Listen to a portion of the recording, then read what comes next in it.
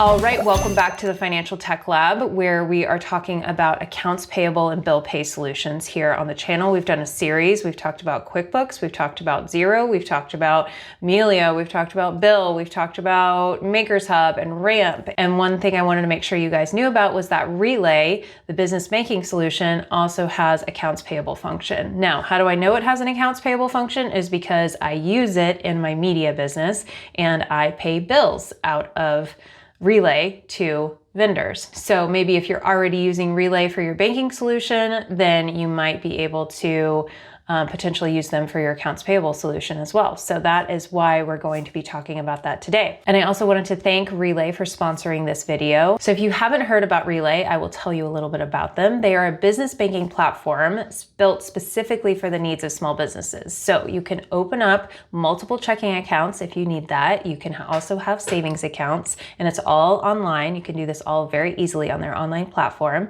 And they also have the ability to have built-in invoicing and accounts payable that we're going to talk about here. And overall, they're just thinking about what does a small business need and what are the banking solutions they really need to have. And they're basically building the whole tool around that. And I use Relay for my business banking, specifically for my media business. And so I'm really familiar with the platform, and that's why I wanted to bring you guys and bring them in as a sponsor. So if you are interested in checking out Relay, you can go to financialtechlab.com/relay.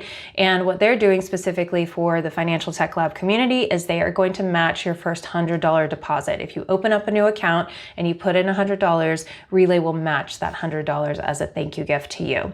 So if you want to get that offer, you can go to financialtechlab.com/relay and check them out. Okay, well, let's go ahead and hop into the Relay platform and let's talk about bill pay specifically. All right, so we are here in a demo account, and just so you know that this is the starter level of Relay. So if you go to Relay and you want to look up their different tiers that they have, this is the starter level. So everything you have and that I'm showing you today is not at those premium levels. This is just at the starter plan, all right? So, and that is the one that I'm using for my business currently, so I'm more familiar with that.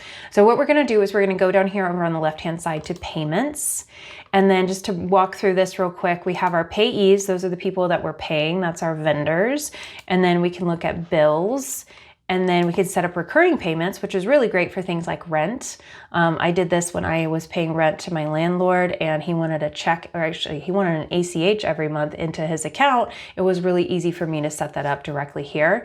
And then you could also set up approval rules, but those are gonna be at the higher tiers, at Grow and Scale, just so you know. So you would have to upgrade from the starter package that I'm on right now if I wanna get those approvals. And this is just a dashboard. If you wanna actually order checks, there's some information here to be able to do that. All right. So let's dive straight into bills and let's get some bills into the system. So we're going to do what we've done with the other systems as we've been going through. I'm going to see if I can grab 3 bills at a time and if I can plop them in here all together. Let's see what Relay does. So it took a second for it to recognize those bills, but it did actually get all 3 of them in there.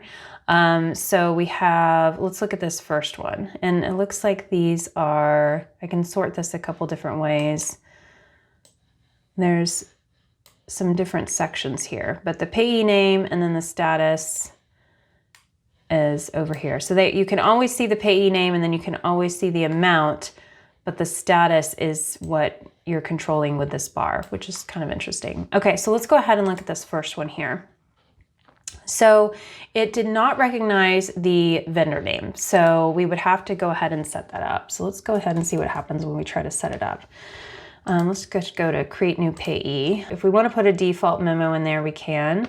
And then we could add a payment method here. So this is like a vendor setup. This is more typically what we would see. Now it doesn't have us put in the address or anything like that right now. Now, if it was a check, I would imagine we'd need to put in the address, which it does give us that. But if it was an ACH, it's going to have us do other things. Now, we do have the ability to request payment details from this payee, which I really like.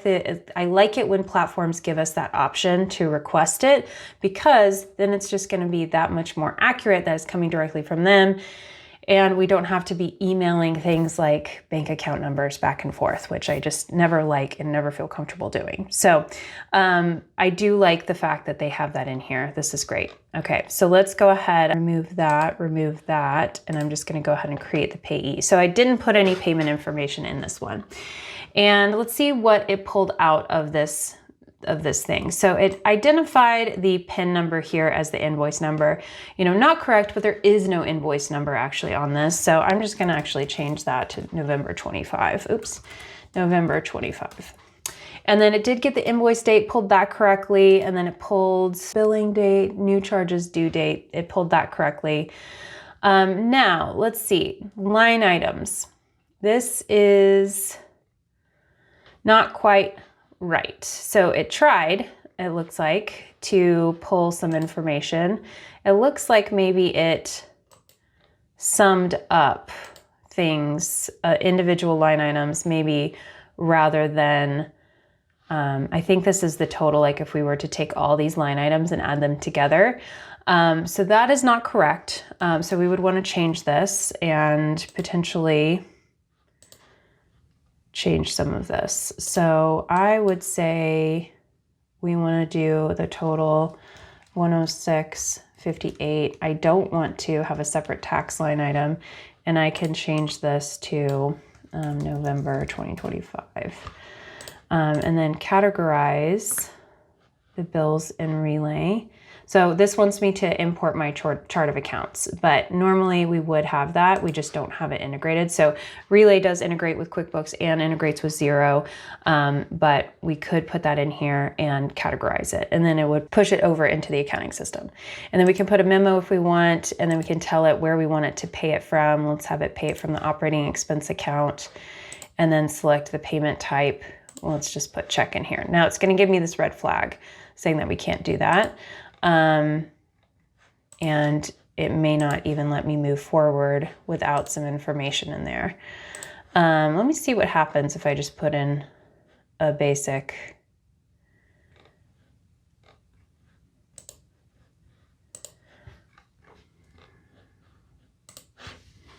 We saved some payment details in here. So now let's see, I can schedule it. Let's just say I schedule it for next Friday. And let's see what happens here. Now, interestingly, it wants me to approve the import. One imported bill for, okay, but I was in the middle of paying it. Hold on. Okay, so here we have the bill pay. Okay, it saved everything. That's really nice that it saved everything. And then I don't want this tax item. It kind of wanted to keep doing the taxes. I don't want a separate tax item. So what I want to do is I want to save changes. I don't want to initiate payment just because I don't want a check to be cut. Now this is a demo environment. I can't imagine that it would do that. But you know, I just want to be safe here. Okay, so that was one unpaid bill. Cool. Let's go ahead. If I do schedule payment and it is a check, I have the ability here. This is nice. So I have the ability to like save it separately and then come in here and say, okay, how do I want this to be paid? ACH, same day ACH, domestic wire. You know, we're not going to do international wires because it's not international. Check. And then I can say which account I want it to come from, which is really nice. So I don't have to set up one checking account to my bill pay system. I can do this for different stuff if I want to. So if I'm maybe paying the IRS, I want it to go out of my tax savings account, or if I'm paying my owner's draw, I want that to come out of like an owner's draw account. I can do this and decide where I want the money to come from. So I really like that about Relay for sure. And then amount coming out, the frequency, all of this here, and then I can click next, and then everything's here. Initiate payment. Now, this is all a sample account, so I should be good. Otherwise, somebody's going to be really confused, and you know, their fake money has gone out of some account somewhere. But no, this is all fake. So let's go over to needs review for the other two. So this is the one, two. This is the Clarity Online. So here's we would need to set up another vendor. Okay, so don't type it all in because then you're gonna have to do it again. And then I'm gonna use the same email address and see if it sparks anything. It might say that's okay. And looks like that's all good. Okay, so it doesn't have any kind of warning that the same vendor is associated.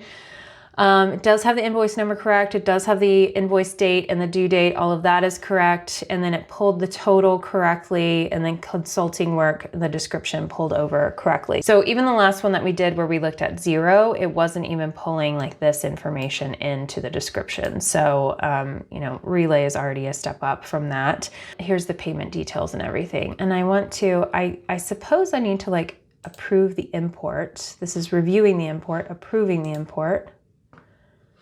And then, so I guess there's kind of an extra stage, like to approve the import first, and then you can check everything. Okay, and then initiate payment. I'm not going to initiate payment because we already stepped through that process, and I don't want to have to go and put payment details into another fake vendor. So let's go back to bills, and then now we have one unpaid bill and then one ready for payment, and that's the scheduled payment. So let's go to this last one. And this one I knew would not be maybe the best for Relay. So create new payee. Oh, I did it myself. And let's go to business and then create the payee. Now, this was a image file instead, but it still was able to read this. So it still had the invoice number pulled and the invoice date. There was no due date on here, so it just left that blank. It didn't make any assumptions, which I'm not mad about. And then it definitely took some liberties in splitting out the subtotal versus the tax here.